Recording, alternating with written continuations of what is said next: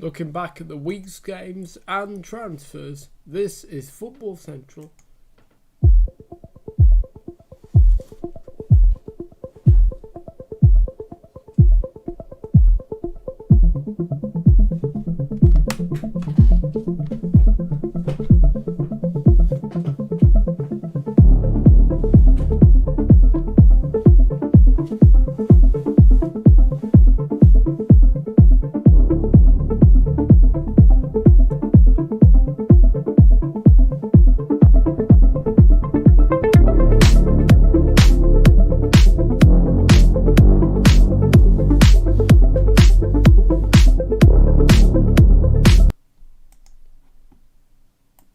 Right, good evening everybody, and welcome to this week's edition of football. Well, tonight's edition anyway of Football Central. Good evening everybody, and yes, I'm back, back in the saddle after missing a lot of shows recently.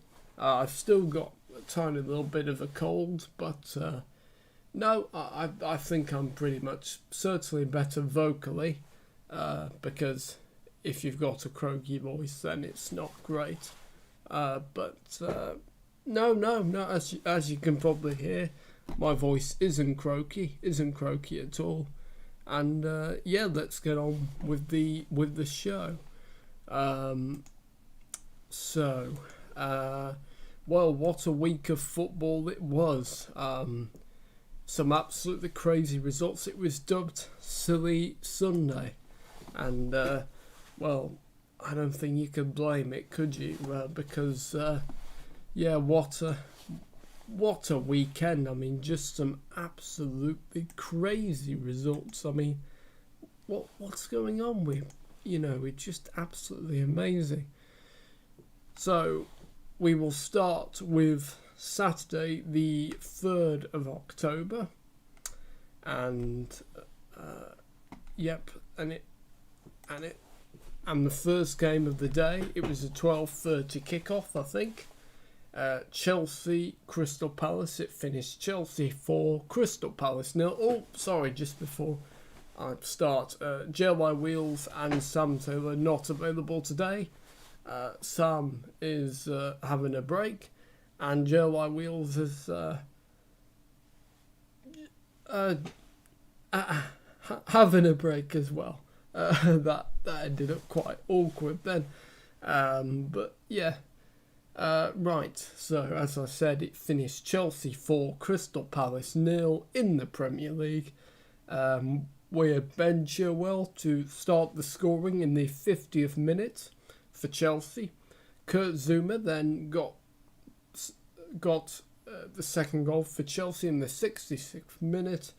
Jorginho finished it with 2 penalties in the 78th and 82nd minute respectively, and it's weird because it only credits 1 assist, and that is for no, that's fair enough actually, because yeah, the penalties, yeah, obviously does have an assist. Ben Chilwell in the 66th minute, he assisted Kurt Zouma. Let's see a couple of the stats, and let's see if it's a fair reflection of the game. So, Chelsea had 71% possession, while Crystal Palace had 29%. Chelsea had 17 shots, while Crystal Palace had 4. Chelsea had 6 shots on target, while Palace had 0. Chelsea had 8 corners, Palace had 5.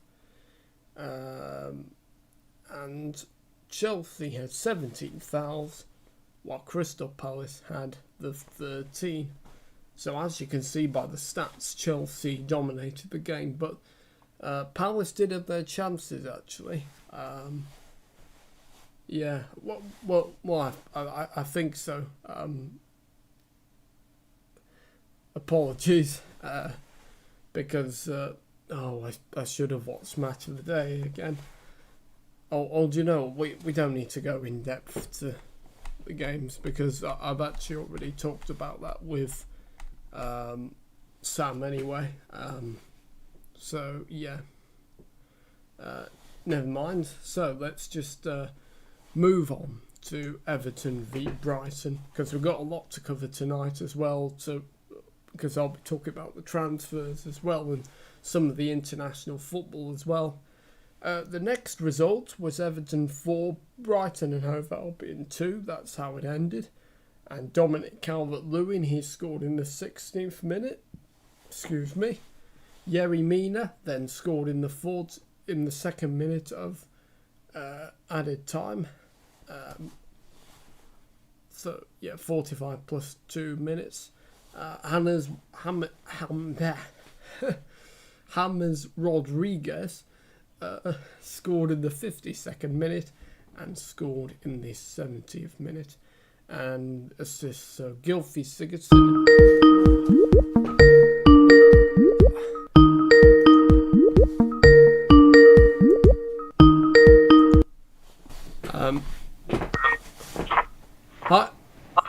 Hi, Marcus. You alright?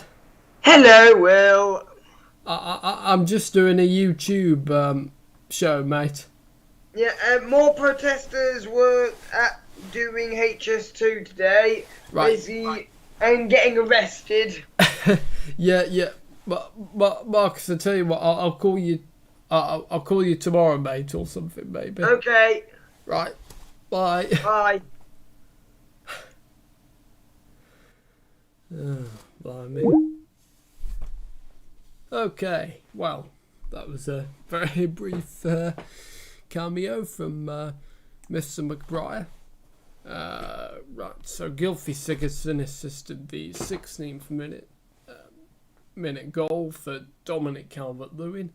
Then James Rodriguez, before scoring himself, assisted Yerry Minas. Alex Iwobi assisted James Rodriguez's 52nd minute goal, with Doucouré assisting the second goal for Rodriguez in the 70th minute.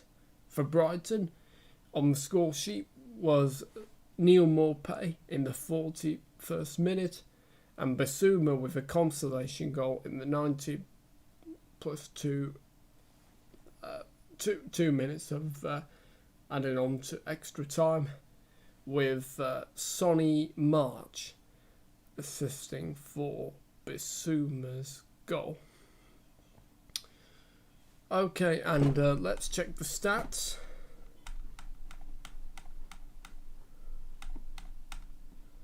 So, for Everton, they had 43% possession, and Brighton had 57%. Everton had 11 shots, while Brighton had 11, so all square on shots. Everton had 6 shots on target, while Brighton only had the 3. Everton had 3 corners, while Brighton dominated them on corners by 10. And finally, Everton had 13 fouls, while Brighton had 1 more than them in the fouls department, 14. Okay. So this was a very anticipated game. So how did it turn out? It finished Leeds United 1, Manchester City 1. Rodrigo for Leeds, they're signing from Valencia for £40 million, I think. He got on the score sheet in the 59th minute. And Raheem Sterling for Manchester City started things off it, scoring in the 70th minute, assisted by new signing Ferran Torres from Valencia. Or was it Villarreal? Oh dear, one of the two. I think it was Villarreal, actually. Villarreal or Valencia, one of the two. Anyway, Rodrigo... and then for Leeds scored in the 59th minute, and like I said, it finished Leeds United 1, Manchester City 1. And let's check the stats. So Leeds had 52% possession, and 52% possession. Manchester City had 48%. Leeds had 12 shots, while Manchester City had 23. Leeds had 7 shots on target, while City only had the 2. Leeds had 7 corners, while Manchester City had 10. And finally, Leeds had 11 fouls, and City had 12. So as you can see, pretty much, well, yeah, Leeds pretty much dominated on everything apart from shots. But they had a very, very good game on there, and City wasn't exactly wasn't a good performance really for them, and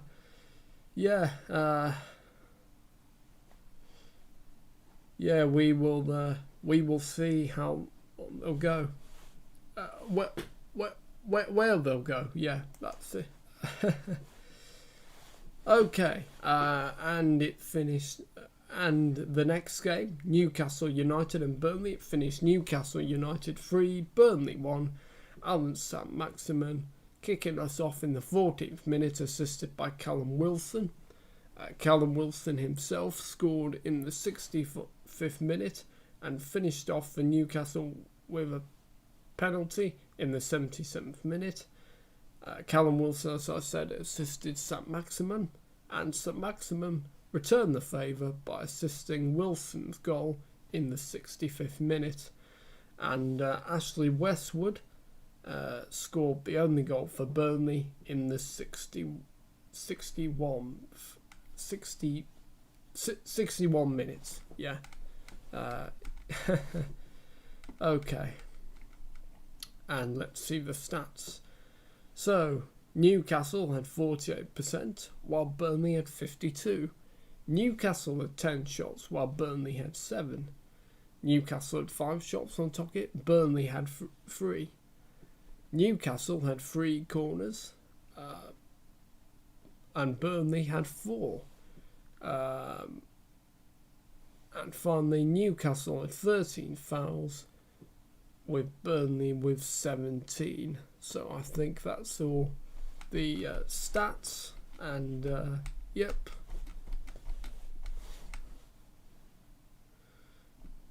Okay. So, right. So that's all of Saturday's games covered. Then it's Leicester City beat West Ham United. That was the kickoff, I think, on Sunday. And it finished Leicester City 0, West Ham United 3, with Mikel Antonio scoring in the 40th minute, Pablo Fornals in the 34th minute, and former Hull City player Jared Bowen to finish off in the 83rd minute, with Aaron Cresswell assisting for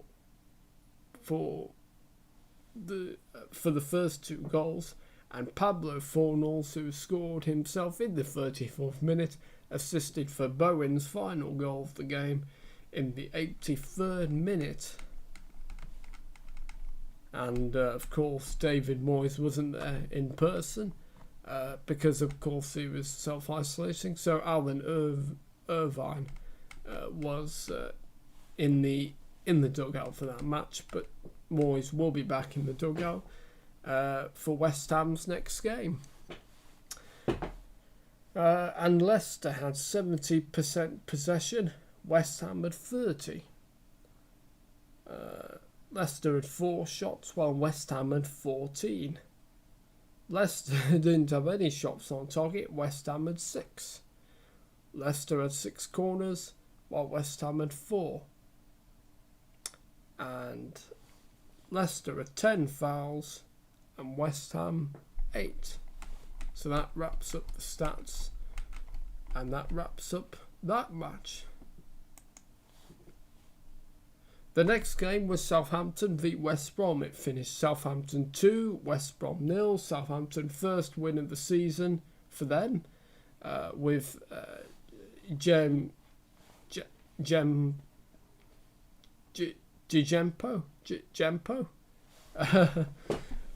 I don't know how you pronounce that actually. Gempo. I'm going to guess Gempo in the 41st minute. And then Oreo Romeo to finish things off in the 69th minute. And the assist for the 69th minute goal was by Stuart Armstrong, who was in the news for being one of the Scotland players to be self-isolating after he tested positive for the virus. Okay, and let's check the stats now. Probably going to be Southampton dominating, probably, but you never know. The stats sometimes can tell you a different story. I do love my stats. Southampton had 62% possession, while West Brom had 38%. Southampton had 13 shots, while West Brom had 5.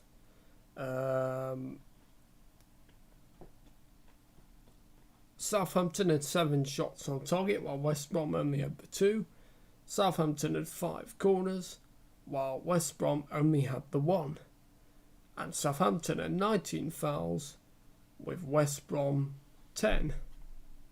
And that wraps up that match. So as you can see, not a great result again for West Brom, and not a good performance at all. Certainly by the stats. Right, the next game was Arsenal beat Sheffield United, and it finished Arsenal 2, Sheffield United 1, with Bakayoko Saka scoring in the 61st minute. Then Nicolas Pepe in the 64th minute to wrap up the goals. And both goals were assisted by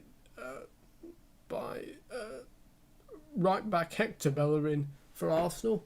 And Sheffield United did get a consolation goal with McGoldrick in the 84th minute and assisted by Baldock. And let's check the stats. Well, we're doing well here because it's quite good to get things done quickly. Right, so Arsenal 65% possession, Sheffield United 35%. Arsenal's 6 shots, while Sheffield United had 6, so all square on shots. Arsenal had 5 shots on target, while Sheffield United only had the 2.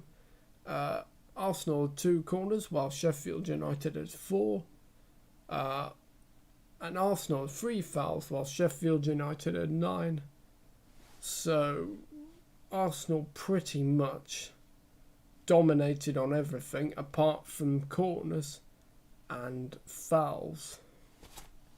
So not surprising, although, well, yeah, Sheffield United will, obviously they had a really good season, and looks like they are going to struggle. I mean, they signed Rhian Brewster, the young forward from Liverpool, on a permanent deal, I think, for. Yeah, it was a permanent deal, £20 million, and it's a lot on the shoulders for him because, of course, he's a talent, but, we will see, won't we? Okay, let's move on to the next game, and it finished Wolves 1, Fulham 0, with Neto scoring in the 56th minute, the only goal of the game. The only goal of the game. And Wolves had 47% possession, while Fulham had 53%. Wolves had 14 shots, while Fulham had 10. Wolves had 5 shots on target, while Fulham only had the 2. Wolves had 6 corners, while Fulham only had 2. And Wolves had 15 fouls, while Fulham had 8. So not really a great game for Fulham. Wolves dominating on everything apart from shots. No. Oh, silly me. No, because 14's more than 10. Oh, dear me. No, actually, and Fulham dominated on possession. Never mind.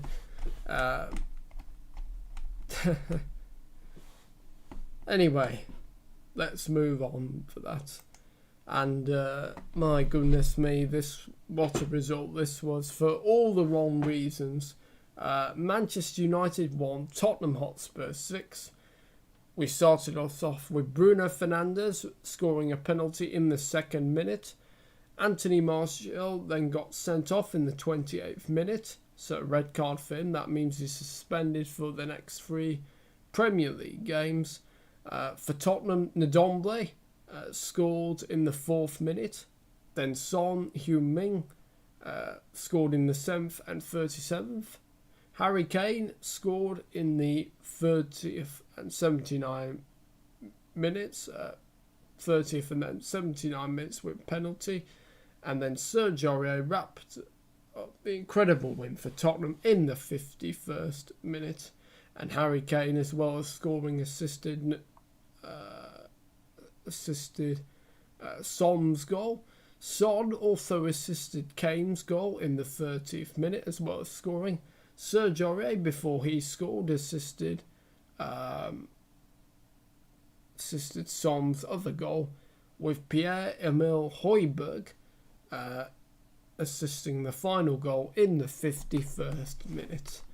And I bet now you're asking what the stats going to be with a result like this. Well, surely it's going to be Tottenham dominating the game. Well, we'll see. Well, yes. I mean, it'd be pretty amazing if this game was like that, but Tottenham didn't dominate the game, so we'll see. But you do get games like that. Anyway, so Manchester United had 38% possession. Tottenham dominated them with 62%. Manchester United had 5 shots, while Tottenham had 22. Manchester United had 2 shots on target, while Tottenham had 8. Manchester United had 2 corners, while Tottenham had 4. Manchester United had 14 fouls, while Tottenham had 11. So, as you can see, the stats don't lie. And, I watched that game, and it was the poorest performance I've seen in a long time. I can't remember the last time that I've seen such a poor performance from United. It was an absolute disgrace and a very abysmal performance indeed. And Tottenham deserved it, and as you can see by the stats, they dominated the game. And then the final results, another thrashing, but one you wouldn't have thought to be on paper. It finished Aston Villa 7, Liverpool 2. So we started us off with Ollie Watkins in the 4th minute for Villa. Then he scored in the 22nd and 39th minute. Then John McGinn in the 35th minute. New signing Ross Barkley made his debut with a goal in the 55th minute. Then Jack Grealish scored in the 66th minute and the 75th minute. And Grealish assisted all the Watkins goals. Trezeguet assisted McGinn's goal in the 35th minute. Ollie Watkins assisted Jack Grealish's goal in the 66th minute, and McGinn, as well as scoring, assisted Grealish's final goal in the 75th minute. And then for Liverpool, Mohamed Salah scored both goals in the 33 and 60 minutes respectively, and Roberto Firmino assisting Salah's goal in the 60th minute.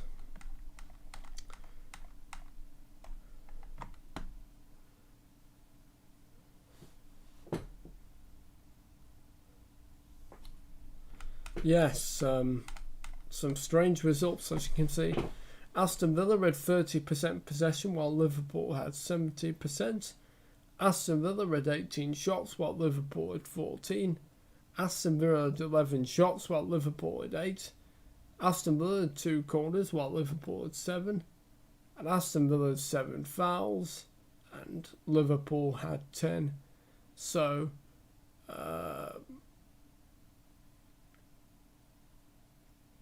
So let's see.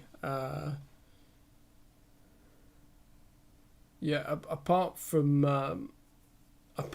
fouls,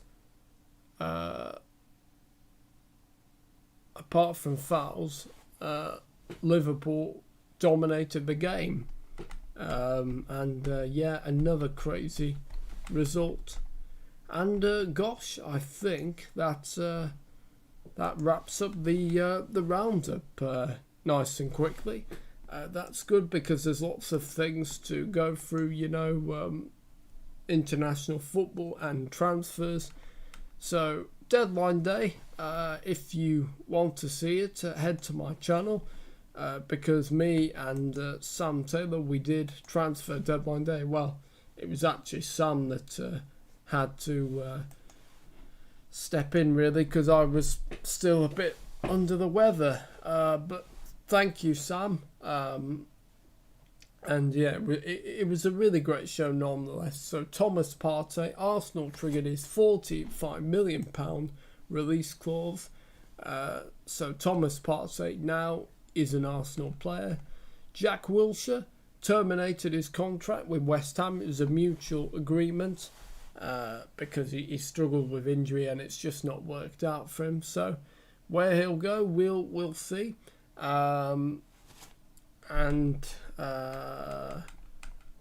What else? Oh yeah, Manchester United signed former PSG striker Edison Cavani on a free transfer. Then they signed two players, well, more players which I can't pronounce. So yeah, not really a good window for United. Matteo Guendouzi, the Arsenal midfielder, went to Hertha Berlin on a loan, and Lucas Torreira went to Atletico Madrid on a loan. So a couple of outgoings at Arsenal. And let's see, I'm just trying to think.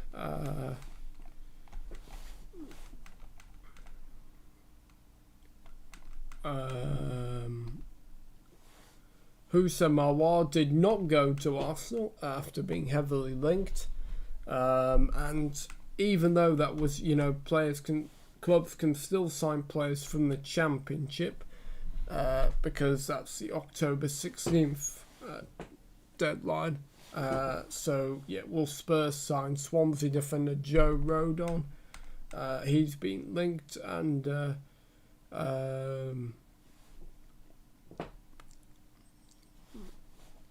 right. And will Bournemouth's Josh King be heading to West Ham? We will see. I'm just trying to think.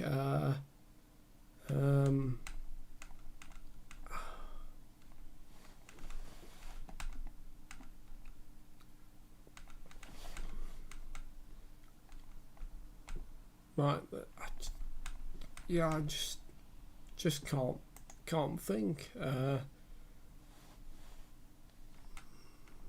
because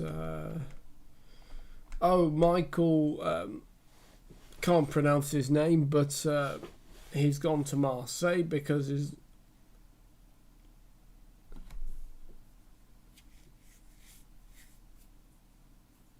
right, okay. Right, well, anyway, you can see the transfer deadline day show anyway on my YouTube channel anyway. But yeah, we still didn't think we'd see any big deals, but we have. I mean, the Thomas Partey one, I think, is going to be a brilliant signing for Arsenal. To be fair, Arsenal have done some really great transfer business, bringing in Gabriel, and getting some players, to leave that, that they don't want. I mean, Mkhitaryan terminating his contract so he could join Roma. Chris Smalling went to Roma, that was it. Yeah. But yeah, like I said, if you're interested in looking back at transfer deadline day, and it was really hard to keep up actually.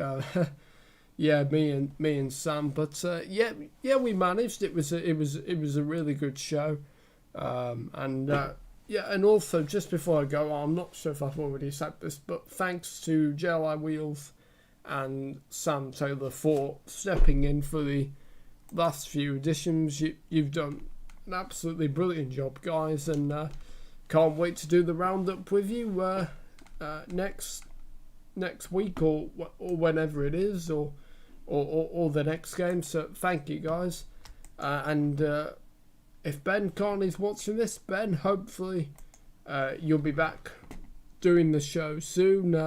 Unfortunately, he's not been able to make any of them this season so far, but you know, fingers crossed he will be able to make some soon. But well, you know this, mate, but you're always welcome. You know, you're on the titles, you're still part of the team, so whenever you're up for it, it'll be great to have you back. And yeah, I hope you're enjoying if you are watching. Okay, well, why don't we go through some of the international football?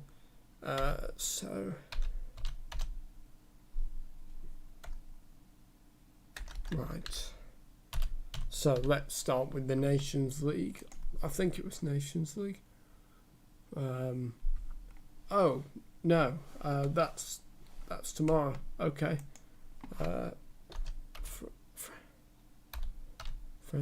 International friendlies. That's it. And right.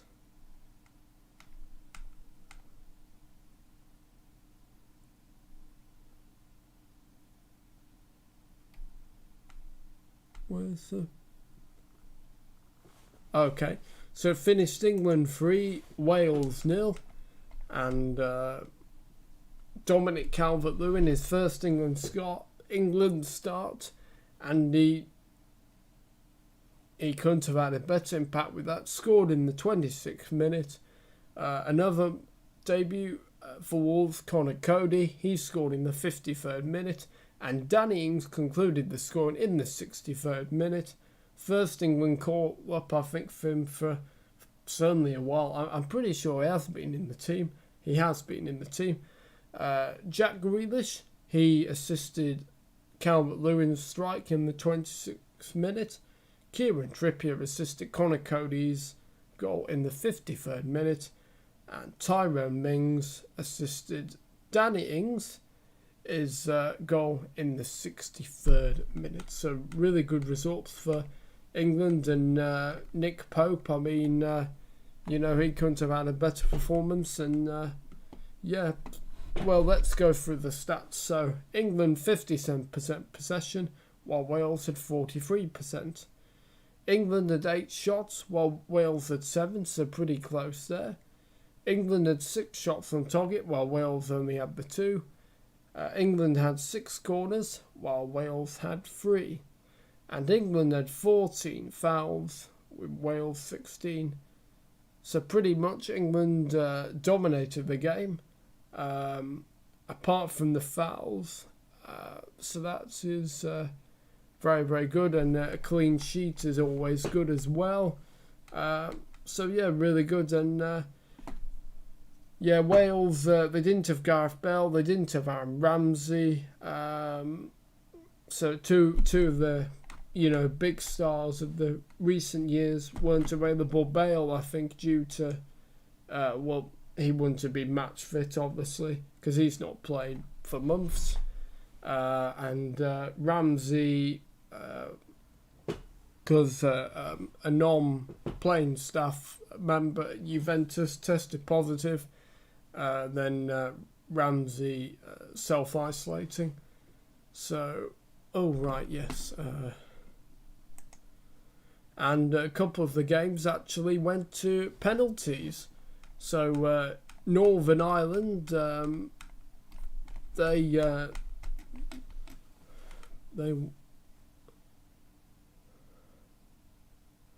Right, yes, it was a 1-1 draw. 1-1 draw with Bosnia, with them winning on penalties. So yeah, let's see what that does. And Scotland also going through on penalties to the penalties as well. So yeah, Scotland v Israel, and yeah, so let's see what they'll be able to do.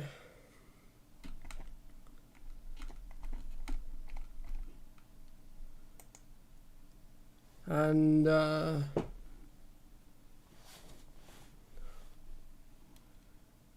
right, well, do you know what? I think that was a pretty good show. And do you know what? I think I'm going to leave it there, actually, because one, because the boys are not available, and two, you know, I've gone through the games nice and quick, because a lot of the games, actually, I did actually speak with the boys anyway when we were doing the show, so actually kind of maybe wasn't worth doing this anyway after all, but never mind, eh? I hope you've enjoyed the show, and let's just check the next game that England are playing, because I would quite like to do that one if I can, and it's England and Belgium, and that's on Sunday the 11th of October. It's a 5 o'clock kickoff, so yeah, I would really like to do that one, especially England v Belgium, and it's in the Nations League as well, because not really interested in friendlies particularly.